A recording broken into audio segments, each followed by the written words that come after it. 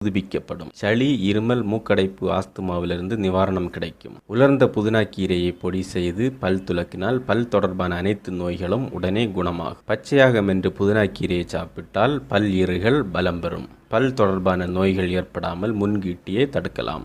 மேலும் கீரையை மெல்லுவதால் நாக்கில் உள்ள சுவை நரம்புகள் மீண்டும் சக்தி பெறுகின்றன. இதனால் இனிப்பு, உரைப்பு போன்ற எல்லா விதமான சுவையுள்ள உணவு வகைகளையும் நன்கு ருசித்து சாப்பிட முடியும். தசைவலி, நரம்பு வலி, தலைவலி, கீழ்வாத வலிகளுக்கு புதினாவை நீர்விடாமல் அரைத்து வலியுள்ள இடங்களில் பற்று போட்டால் வேதனை குறையும்.